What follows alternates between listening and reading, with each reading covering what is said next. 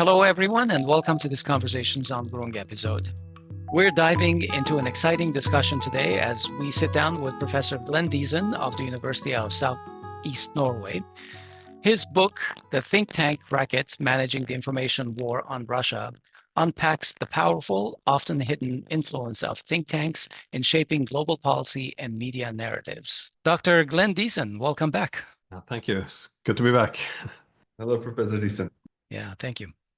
So, Professor, in your book, The Think Tank Racket, which was published in September 2023, you offer a critical analysis of the role that Western so-called think tanks play in the shaping of public discourse, influencing foreign policy, and managing perceptions in the West about its adversaries, but primarily Russia. Why did you decide to write this book, and how would you describe the core argument of your book to someone who's not necessarily familiar with the subject? Well, the think tanks was something that I kept observing all the time, and as an academic, you do get the sense that this is manipulation of of the profession. So it's it's probably better to explain that in terms of what think tanks are, because I try not to paint too of a negative or polarized picture, because like a think tank simply is just it's a group of experts which can conduct research, to develop ideas, they provide policy recommendations, and this can be on everything from national security to social policy, economics. So the reason why we have think tanks was actually because there is a demand that is I argue that the more complex the world became, the more we have of them, because politicians need them. It goes without saying that the politicians, they don't know everything. In fact, they're often far from geniuses, and even if they were really clever people, they can't know everything. How do you know everything about domestic politics, international politics? Do you know what's going on with working laws in Zimbabwe, and agricultural policies in Brazil? You can't know everything, so you do need some advice, expert advice, and ideally one can argue, yeah, they should cooperate with academics, but academics are not so great always. We tend to focus on this very narrow research questions. Most of the time is used to flesh out concepts, debate theories and methods. And I think for policymakers, it makes more sense for to use think tanks, because they function as a bridge, as it was, between academics and policymakers. So it does have a purpose. But my main point is what happens when you have too much concentration of power, because in the think tanks, they used to be more modest, but then they really began to grow, especially from the 70s. They began more ideological. You had democratic think tanks, Republican think tanks, and in the 1980s they really began to explode. They became larger and larger, and we see now how much influence they actually have, and how little we actually talk about this, because the think tanks are almost all the politicians in the United States, by the way, they are part of some think tanks, or more than one.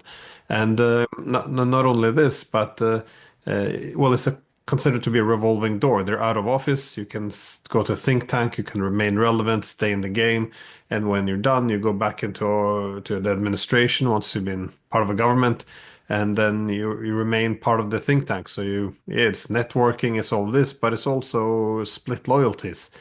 And so what the think tanks do is they write policy recommendations for politicians. The politicians are often part of the same think tanks. And then, of course, they also have a huge funding, so they're able to compete with journalists to get their articles out in the media to shape public opinion. So essentially selling the policies to the wider public. So they have huge influence. And when you have this much influence, there's going to be this power going to corrupt at some point, because who wants all this influence to influence the politicians? And we find out, well, we can look who financed all these think tanks, and it turns out it tends to be, or majority comes from the arms industry. So this is deeply problematic, and I define it as almost like a neoliberal development. Free market gone mad. Effectively, the US have now foreign policy for sale by financing these think tanks. Professor Diesen, I think that you answered many of the questions that we wanted to drill into more details, but I was shocked to see, for instance, when Biden got elected, the number of people that followed him from the think tank industry into the White House as advisors. So that revolving door, as you said, you mentioned that think tanks are too powerful, but for me, the problem is that it's not just power, it's the fact that these think tanks are not essentially very altruistic. They always have an interest. And what is the prevailing interest for these think tanks? What is driving them, and who funds them? Can you talk a little bit more about that? Well, yeah, overwhelmingly it's the arms industry, but you also have oil and different interests. You have foreign governments. It's anyone can spit money into this think tank game, and yeah, they function now as lobbyists. But instead of lobbying in a, I guess, honest way, uh, it's the corruption on the information itself. It's the research reports. It's the reality they create, and I think this is why it's so dangerous. But what's interesting actually is a lot of the opposition or pushback actually comes from think tanks as well. That's why, can't take everyone over the same comb. So a lot of the reports about how think tanks are corrupted by the arms industry and effective peddling influence comes from the Queen's Institute, for example, for responsible statecraft. They're producing a lot of work on think tanks, and they are a think tank. But also in the book, I also cite this article in the Foreign Affairs by Matthew Rozhansky. I think he's the CEO of I think the Kennan Institute, so something along those lines. Anyway, see, he makes the point that what do the think tanks want? Well, it's a business model now. Yeah, they're selling political influence. And he was also making the point that this is what people want when they pump money into the think tanks. They want to know that you don't have some idealistic or even ideological alignment only. They want to know that the people are prepared to. Well, he used some very dark language, but essentially they want actual propagandists. They want someone who can really deliver the message they want. So he used a term like, they want sharpshooters to, fire bullets into the right targets. Loyal propagandists. They don't want too academic stuff. So it's a very dangerous development. And I think as long as it's like this, a business model, it's problematic because again, who has the money and they're willing to spend all this money on organizing foreign policy, and we've seen this through all the wars. If you want to see the Iraq War, how that the think tanks were important, NATO expansion was important, and this So across the board, I think the Ukraine war as well. By the way, they're part of the disinformation industry. They do so much that it's quite frightening actually. Do you believe that think tanks are becoming more influential over time, or are they simply adapting to new political and media environments to maintain their relevance? You mentioned in your book how, for instance, when the Cold War ended, how think tanks were looking for a new way to sell NATO expansion. Maybe you could use that as an example of how think tanks evolved. Yeah, well, they need new markets, and this was the problem. This is why I also in the book I focused more on think tanks, how they form the Russian policy, because you had great potential in Europe if you wanted to have you bring in, instead of having a common security system where there's no more threats, if you can instead whip up some further concerns about Russia, if you continue to do a bit divide and rule, suddenly, and also use NATO, then you can suddenly have all these former Warsaw Pact country and even former Soviet republics who would have to go into NATO. They would have to replace their Soviet weapons with American weapons, and Again, often these things are treated almost as it's a conspiracy theory, but that's why in the book I also cite a lot of the articles from the mainstream media in the 1990s who kind of confirmed this, especially from newspapers like New York Times, where they use these headlines like NATO expansion would be a bonanza for the military industrial complex. That the arms manufacturers, they were, they had the potential of making billions of dollars if these former communist countries would consider joining NATO. So it was a huge business. And so obviously, when there's billions of dollars in possible weapon sales for the arms industry, what are they going to do? Well, they're going to pump money into think tanks, which tells the public that NATO expansion is the greatest thing since sliced bread. They're going to tell all their think tankers in the government that this is something they should push for. And of course, every policy recommendation which comes up to any congression to the or in the hearing, in the congressional hearing, and anything that comes up, the think tanks are gonna have the arms manufacturers are paying them for selling the NATO idea, both to the politicians and to the public. So it was a lot of a lot of focus around this. That also the competing interest that the people who are pushing it, they could be the main one, the main institution that was driving towards pushing for NATO expansion just was headed by a guy who was also the director of strategic planning at Lockheed Martin. So it's very obvious. It's right in your face. And but again, this is the business model, and I make the point that if this is who is financing your think tanks, it is an industry. It's not a conspiracy theory. The war is the business, and if again all you have is a hammer, then everything will look like a nail. And this is what they do with their military. Everything has a military solution. If this is what where you make your money. Yeah. You mentioned you're talking about the funding here.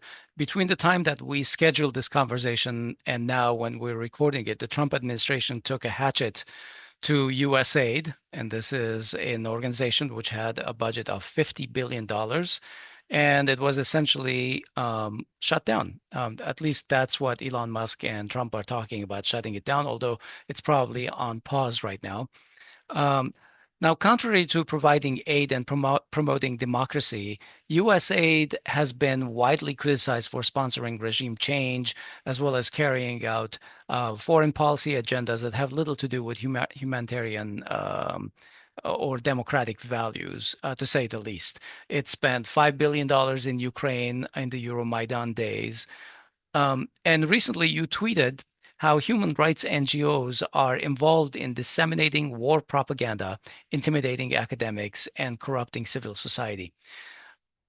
What can you tell us about USAID, its role in US foreign policy, and the think tank ecosystem as it relates to it? Well, USAID is fascinating because, now that is Trump suspending financing it for 90 days because the US again built an empire around the NGOs, and suddenly the Trump cut financing for it, and suddenly journalists, independent journalists around the world, all lost their funding. All these NGOs around the world, which are supposed to be independent, representing civil society, is all are losing their funding. So not just in Ukraine, they said between 85 and 90% of all the media outlets are receiving US funds, which you have to ask whether or not that really makes them independent. Unless we're very naive, it's a form of corruption, same as in Hungary, other countries.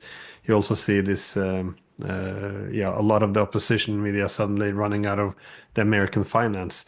So again, it's a watershed moment. You shut down the financing, and suddenly it's exposed to daylight how much they're actually doing, how much they're actually corrupting. Let me also bring the example of Armenia. I don't know if it's 90% here, but there have been a lot of social media posts and comments trying to,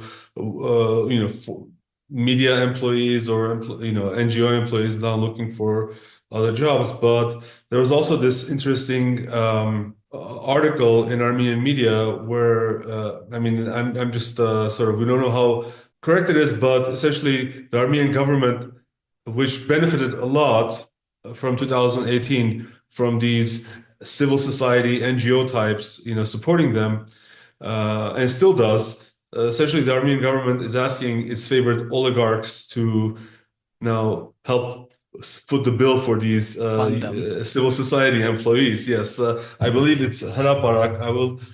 We'll make sure to link to that in our show notes. But I know what you think about it, Hovig. I want to also ask Glenn, are we counting our chickens before they hatch? Do you think that this is a pause or this is so is this a delete or a reboot of USA, do you think? I can't read Trump all of that well, but like with Musk, it looks like it's very genuine. He wants to, yeah, sink the whole thing, and I think it makes sense. As I mentioned, the U.S. has become very polarized. So what we often see, much like with the think tanks, with the NGOs, they were set up to interfere and manipulate civil society in other countries.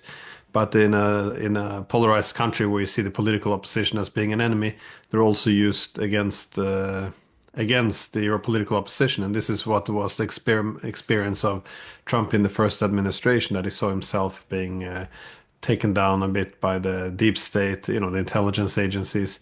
And I think from here it's important to just take a step back and look at some of the history behind these NGOs, because in NGOs, we often use this NGOs and civil society as interchangeable terms, but civil society is important. This is how society organizes itself, and it's a balance to state power. An NGO aims to represent or mobilize civil society. But the problem is if an NGO will begin to monopolize over this, become too influential, it becomes a gatekeeper, someone who can actually hijack civil society. And then, of course, it's problematic when it's a government who finances it, because now it's supposed to be a check on your government power, and instead you see that it becomes a hidden arm, one that conceals power. But the worst thing of all is what we have now with a lot of these NGOs. They're international NGOs. So that is American government finances NGO, mobilizes civil society in other countries. This is only unproblematic if you think that the US is only driven by altruistic goals, only to spread the freedom and democracy, because in such a situation, it will corrupt, and I think this is not by accident. Indeed, in the 1980s, that's when a lot of these NGOs were set up, and it's even referred to as the Reagan Doctrine, because whenever they wanted to interfere in the domestic affairs of other country, they always, the CIA could get caught. It was embarrassing.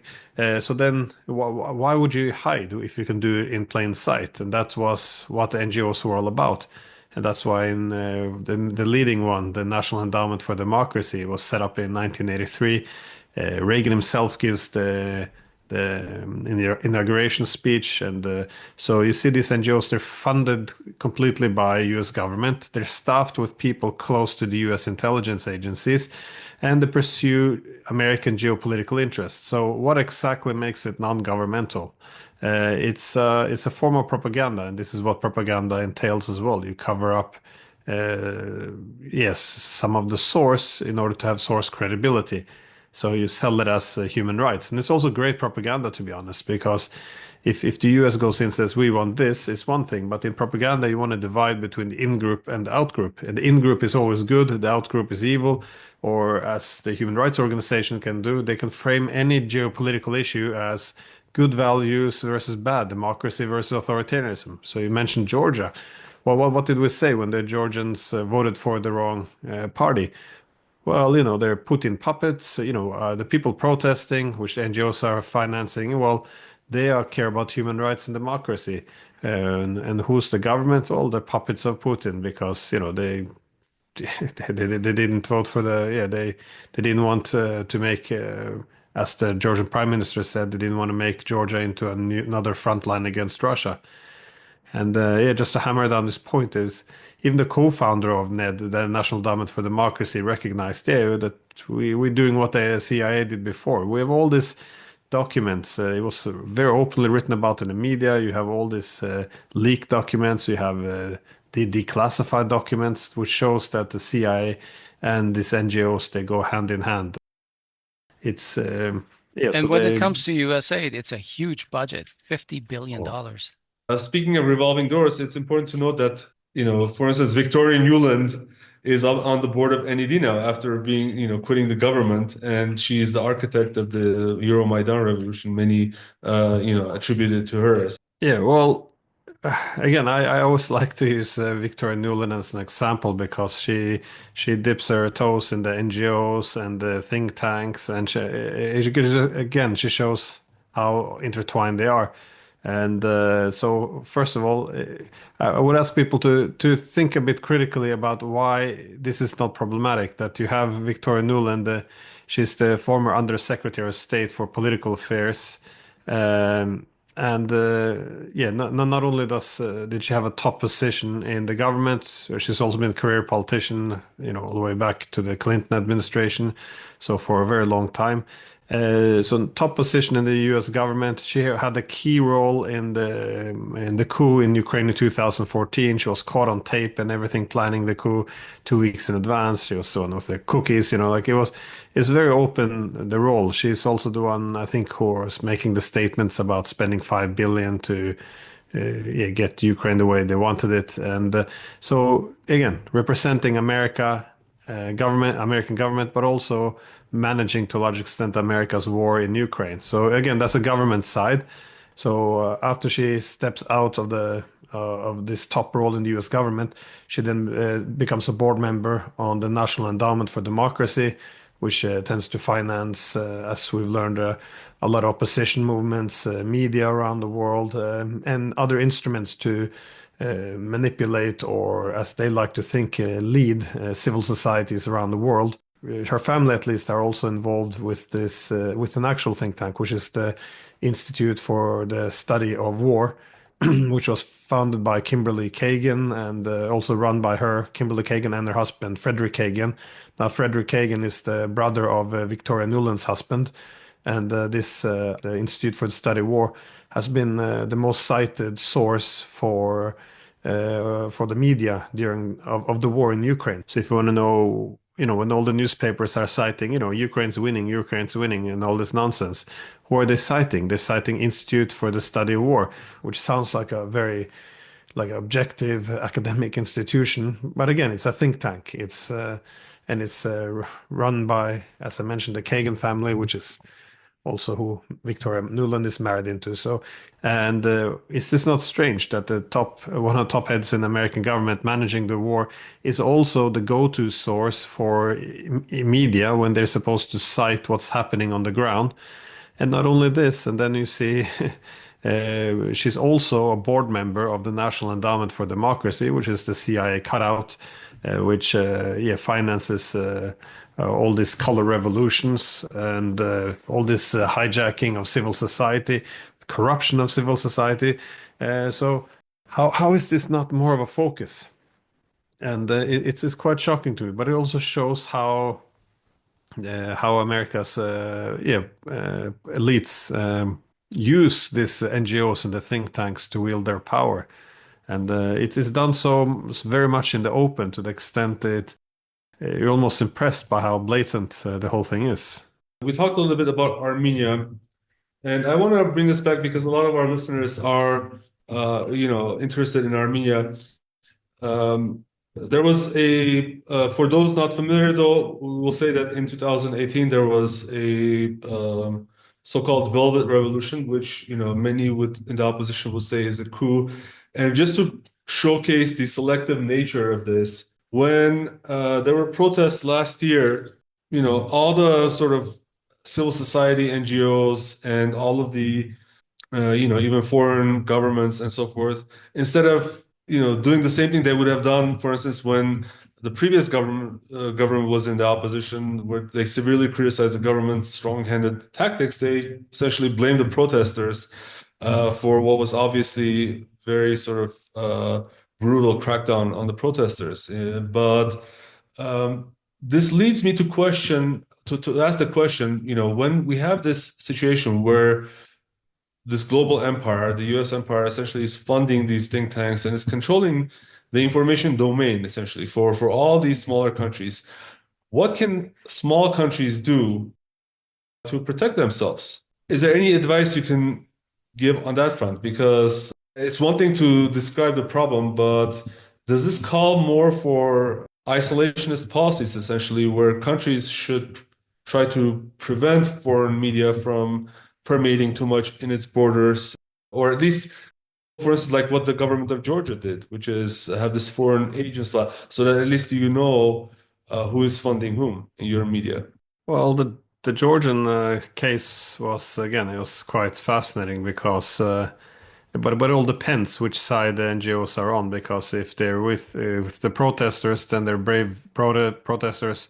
If they're with the government, the protesters are probably puppets of a foreign government like Putin or But with Georgia, of course, they went after the government after the people voted incorrectly, and.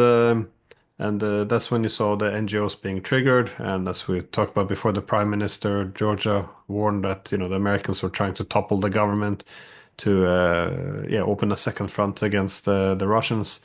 And well, part of the thing that made the Western countries so angry was the fact that Georgia wanted some transparency laws on these NGOs. Who's financing them. Now, it's not really that radical in our media or all Western media. They keep referring to as Putin's laws, but the Americans, they all have the same laws. They don't accept anyone for pumping in millions and millions of dollars to manipulate their civil society. It just it doesn't happen.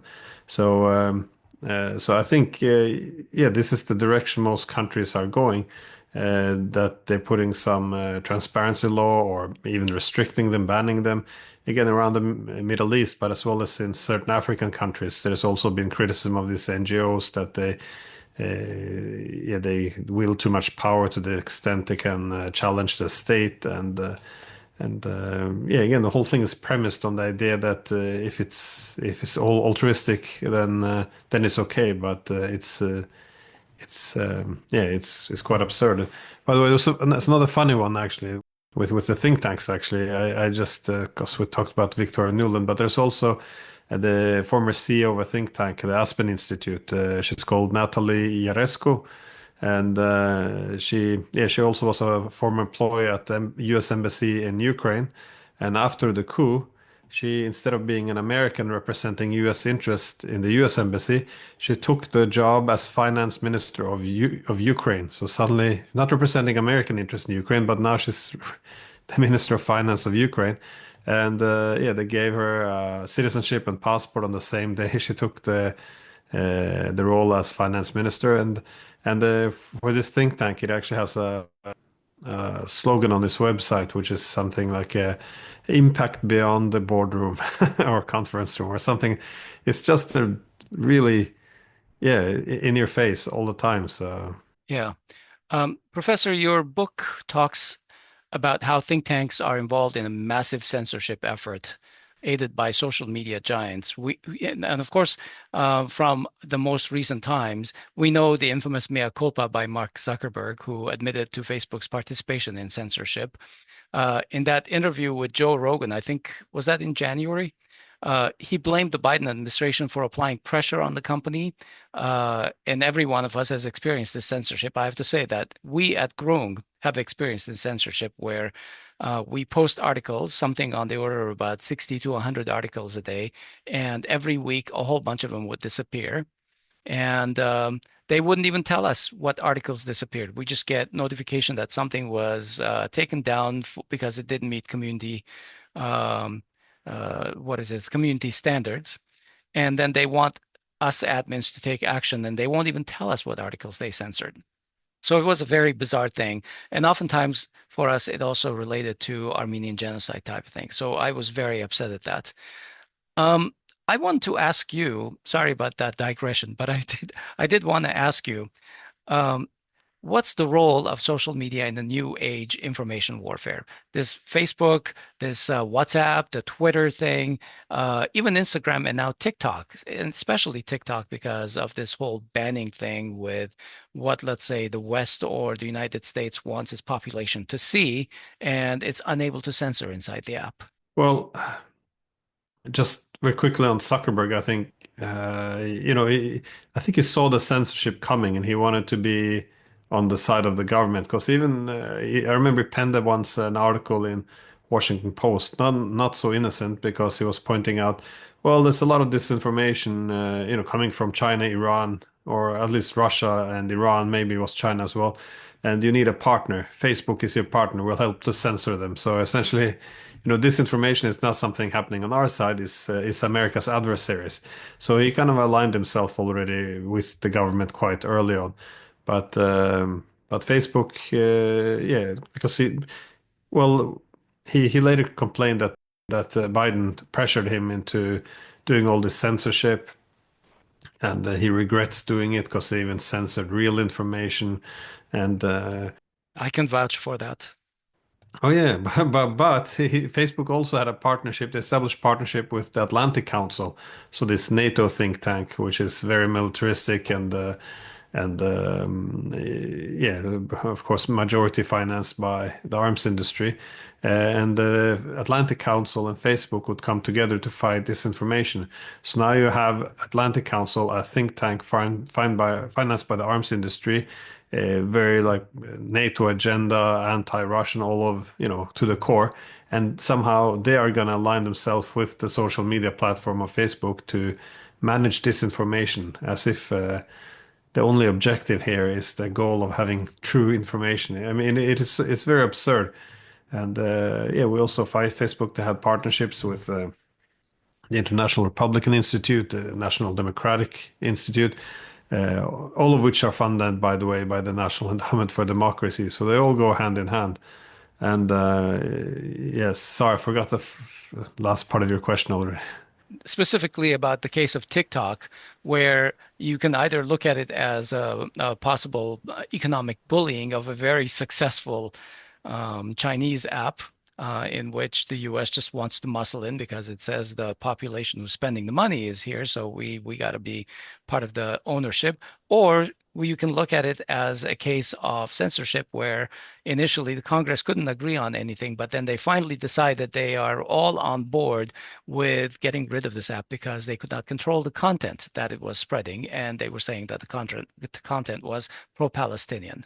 Yeah, no, I think well, the Americans, they're already yeah, in this tech war against China. So of course taking down TikTok has this goal, um, but I think definitely as we learned, it was further amplified this desire by the content. Mhm. As you said, this was something they referenced all the time, the fact that they couldn't control the content. They lost control over the narrative because people were sharing TikTok videos. And yeah, it was beyond their control. So this is something you're going to see more of in this tech war, which is the repatriation of supply chains. So everyone feels a bit too vulnerable to be dependent on rival powers for uh, yeah, for tech platforms and supply chains. So this yeah, efforts to yeah get out the foreign ones, I think, is something we'll see much more of. And but again, the Israeli thing, that's the one foreign policy everyone in the US agree on, at least in the political class, and everyone recognized that they lost the narrative. Your book also talks about the Atlantic Council, which you already mentioned. Was it the Atlantic Council that had like all or a majority of the former CIA directors as on its board, or was it the NED? I forget. I think it's really important because I want to give the example of how, for instance, and they essentially did a research on an opposition group in Armenia, a media group that was allied towards the opposition, and they just by the mere fact that the web server for this group was located in Russia, they tried to paint the group as pro-Russian, Russian disinformation, far right, You document other cases in your book like that, but how academic or how scientific is the research produced by these think tanks, in your opinion? Well, I guess it depends on the think tank and on the topic as well. But it's also that the think tanks contribute to making everything more narrative driven because they have to sell a story primarily. But it doesn't mean that they can't do some proper work as well. Yeah, it's a difficult question to answer because again, it's too many think tanks, too many issues they deal with. Right, right. But the intelligence agency think tank is usually referred to as Rand Corporation. They are the Hmm. think tank, yeah, which has always been, or at least, well, since they were established after the Second World War, and they became very linked to the intelligence agencies. And And to all the universities in our area. yeah, that too. Yeah. It's actually funny if you've seen the movie, the Stanley Kubrick movie, Doctor Strangelove.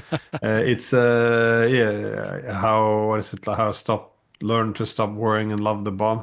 Mhm. This is satire of Rand Corporation because they just did you know yeah they went off the rails effectively with And still so relevant today, unfortunately. yeah. So how Yeah. do we win a nuclear war and so it was Daniel Ellsberg who made the point that yeah, the one who leaked the Pentagon Papers, he said that at Rand, because I think he was an analyst there, he argued that that movie was more of a documentary than a satire. So, so That's it's funny. yeah, no, it is, but no, but they also have they were quite relevant in terms of Russia. They even wrote a published report, and again, it doesn't sound like it's intelligence agencies because it's published under a think tank, but of course they're linked to the intelligence agencies, and it was ordered by, paid for by the U.S. Army, or I forgot what it. Yeah, anyways, by U.S. yeah, military at least, and uh, and it had a report on extending Russia. So how effective, how can we weaken Russia? This was back in Oh, 2019. yeah, How can this 2019. yeah, how can destabilize? So essentially, look for human rights activists like Alexei Navalny or someone who can help to destabilize within. How can destabilize the borders? And they look at everything from Moldova, the Central Asia. How can we Ukraine in Donbass? Let's threaten some NATO expansion, send more weapons. We will have to force the Russians to double down. We can bleed them a little bit more. So just really dark, dark stuff. So. That 2019 paper is one of Hovik's favorite research papers. Because Armenia's in it as well, if I'm not mistaken, Yeah. or yeah. Well, it was a good war for NATO in this sense, or for the US, because if you can make the Armenians and Azerbaijan fight, then well, what's Russia gonna do? It's it doesn't want to go against the Azerbaijanis, but then it betrays, fails to protect the Armenians. So either way, Russia loses. So it's and America wins. So. Yeah. Yep, yep. It was a win-win proposition for United States and NATO. So, Professor Diesen, you conclude your book by urging the need for systemic reforms in order to essentially address the corrupting influence of think tanks on global politics and policymaking. And you highlight how their financial dependencies, lack of transparency, and close ties to corporate interests and government officials undermine democracy and create policies that often serve vested interests rather than the public good. So, in particular, you also point out how think tanks function as amplifiers of war narratives, perpetuating conflicts like the one in Ukraine, in order to, as you point out, sustain the military industrial complex.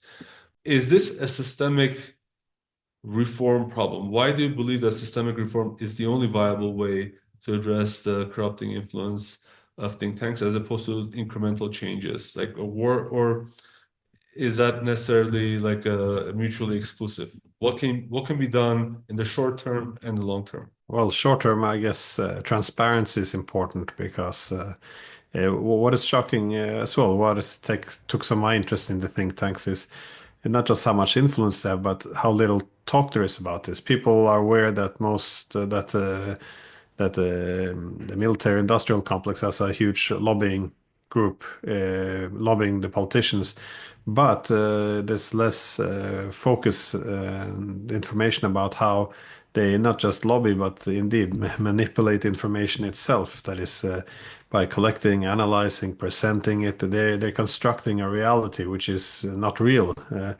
And I think this is deeply problematic. It's not going to be great for America as well because they're making, I guess, decision based on wrong information. And indeed, when we see like the war in Ukraine, for example, how much the American miscalculated, I think they need some, yeah, go back to the basics, some proper information again. But no, I think that's something can be done in the short term, just some transparency around it, and it's not.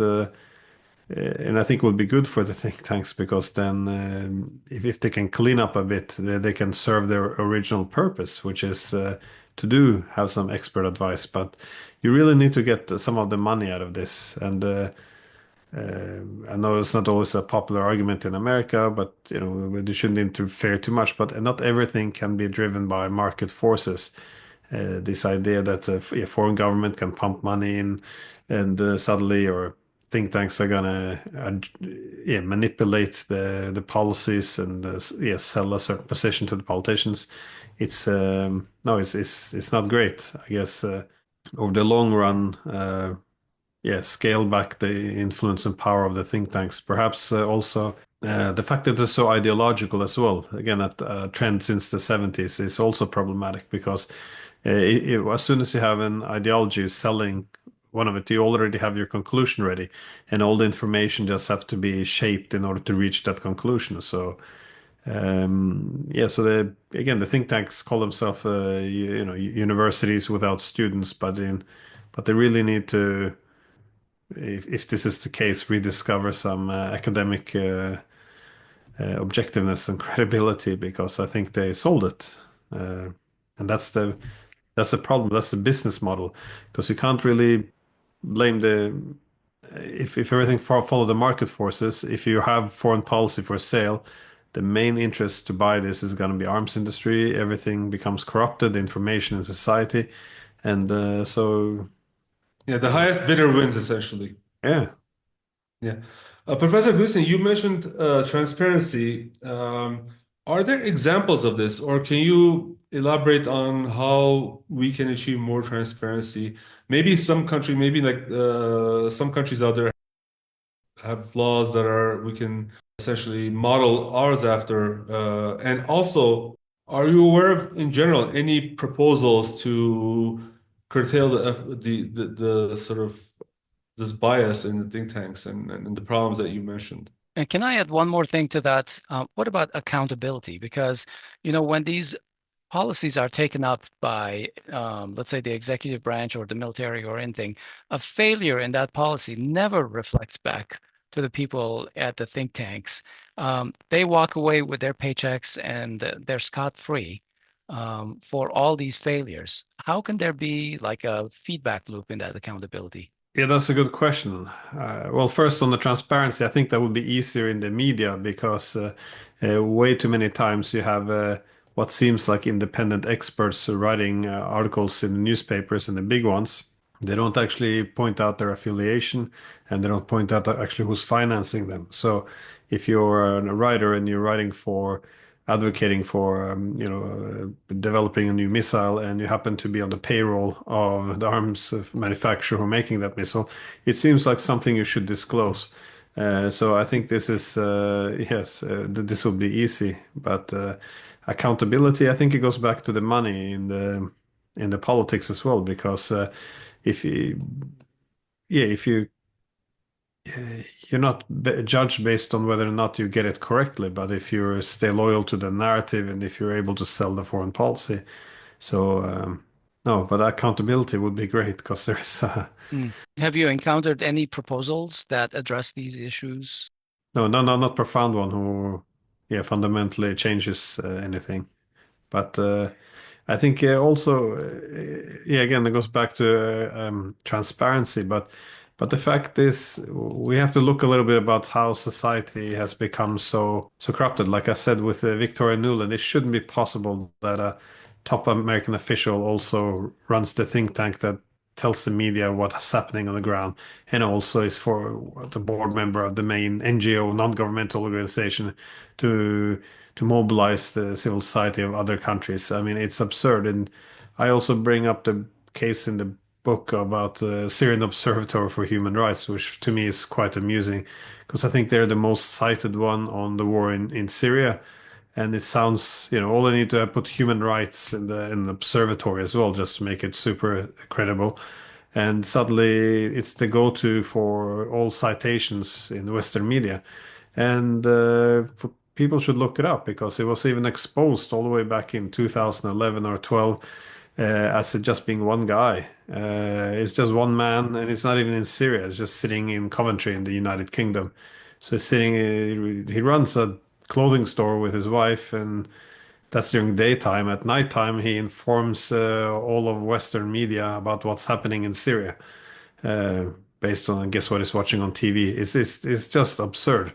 And but it's all selling a narrative. So how is it possible that we know all of these things, but not a single journalist is going to come out and criticize it? I think this is the main problem.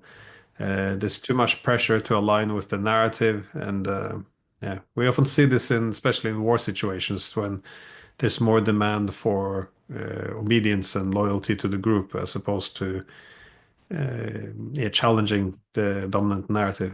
All right. Thank you, Dr. Diesen. Let's leave it here for today. Thank you so much for this very interesting discussion, and thank you for writing the book. We will include the links to the book in the video description, and also we will show a QR code on the video so that you can just scan it and you can go to the link. But it's available on Amazon. So just the Think Tank Racket. It was a very exciting read for me. I would just strongly recommend everyone to give it a try. Thank you so much for joining us. Great. Thanks, you guys. Have a good one. Thank you, Dr. Talk to you Diesen. soon. Okay, well, that's our show today. This episode was recorded on February 6, 2025.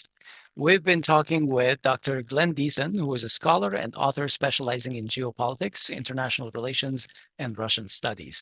His work focuses on the dynamics of global power shifts, the interplay of economics and politics, and the strategic competition between Russia and the West. Diesen's analyses often emphasize the importance of understanding Russia's perspectives and the need for balanced international dialogue to avoid escalating geopolitical tensions. Now, for more information on everyone in this show, you can, as usual, go to our show notes, which is at podcasts.groong.org/episode number. We put all of the links in there. All right, well, thanks for listening. I'm Asbed Bedrossian. And I'm Hovik Manucharyan. And please find us on social media. Follow us everywhere you get your Armenian news. The links are in the show notes. Thank you for listening, and we'll talk to you soon.